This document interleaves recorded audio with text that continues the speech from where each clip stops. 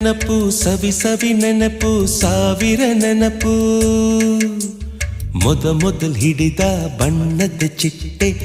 ಮೊದಲ್ ಕದ್ದ ಜಾತ್ರೆಯ ವಾಚು ಮೊದಲ್ ಸೇದಿದ್ದ ಗಣೇಶ ಬೀಡಿ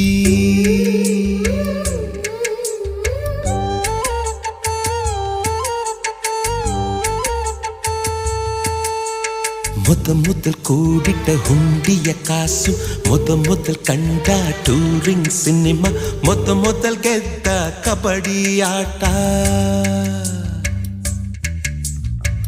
ಮೊದಲಿದ್ದ ಹಳ್ಳಿಯ ಗರಿಮನೆ ಮೊದಲ್ ತಿಂದ ಕೈ ತುತ್ತೂಟ